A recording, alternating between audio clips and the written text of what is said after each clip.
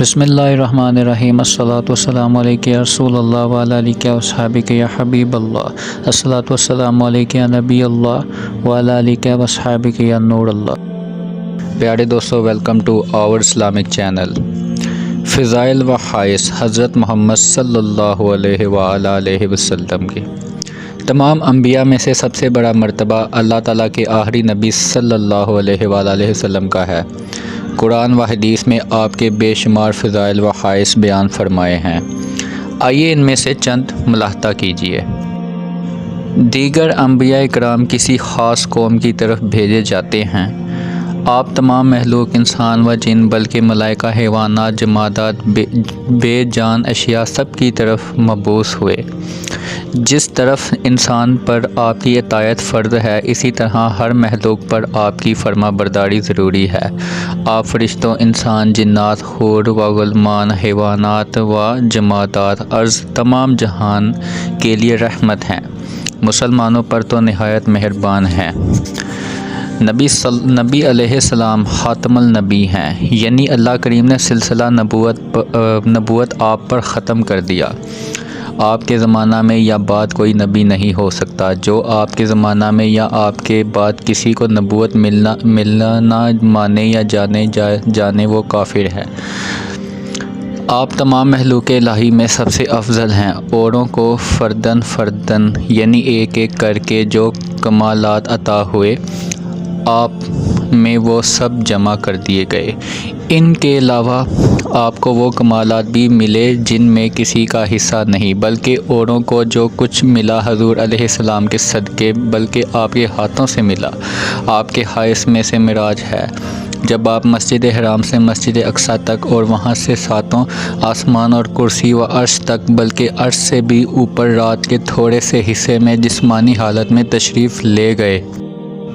وہاں وہ قرب خاص حاصل ہوا کہ کسی انسان و فرشتے کو کبھی نہ حاصل ہوا ہے اور نہ ہوگا۔ جمال الہی سر کی آنکھوں سے دیکھا، کلام الہی بلا واسطہ سنا اور آسمان و زمین کے ذرے ذرے کو ملا خطا فرمایا۔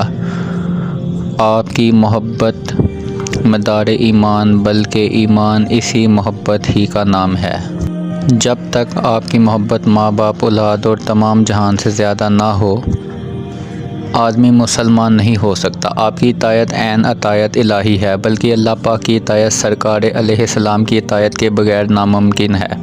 یہاں تک کہ آدمی اگر فرض نماز میں ہو اور آپ اسے یاد فرمائے، فوراً جواب دے اور حاضر خدمت ہو، یہ شخص کتنی ہی دیر تک نبی علیہ السلام سے کلام کرے، بدستور نماز میں ہے، اس سے نماز میں کوئی خلل نہیں۔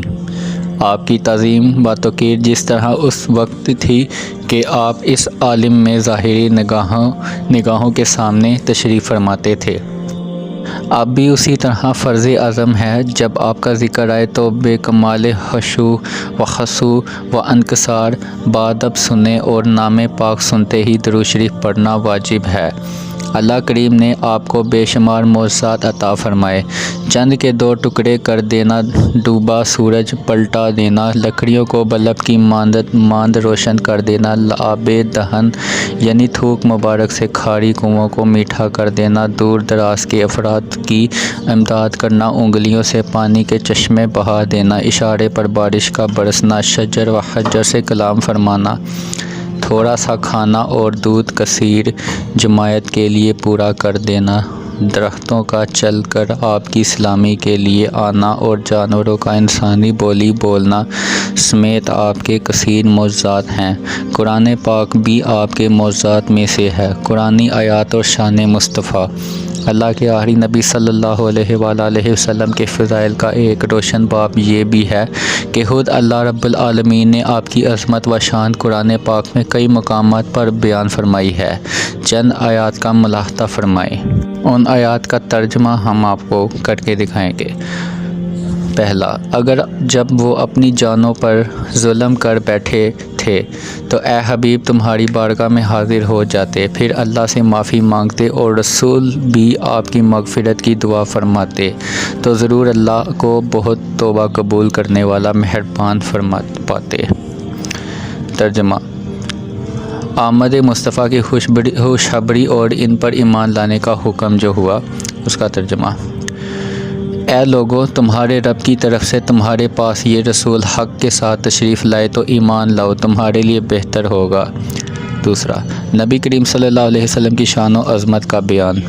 اے اہل کتاب، بے شک تمہارے پاس ہمارے رسول تشریف لائے، وہ تم پر بہت سی وہ چیزیں ظاہر فرماتے ہیں جو تم نے اللہ کی کتاب سے چھپا ڈالی تھی، اور بہت سی معاف فرما دیتے ہیں۔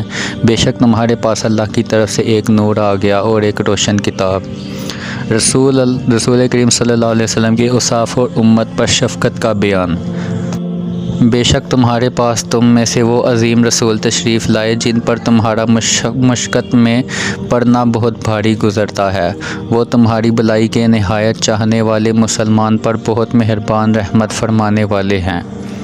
نبی کریم صلی اللہ علیہ وسلم کے مسجد حرام سے مسجد اقصیٰ تک معراج کا بیان۔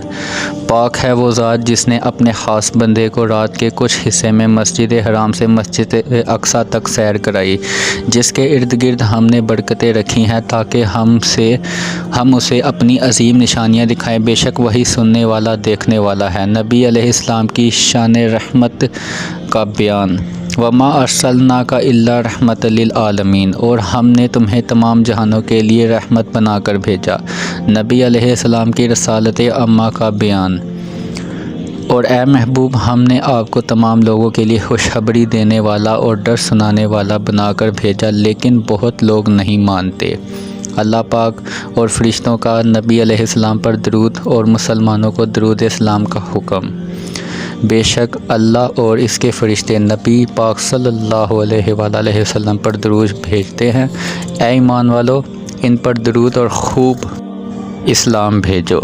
رسول کریم صلی اللہ علیہ وآلہ وسلم کی شان و عظمت کا بیان۔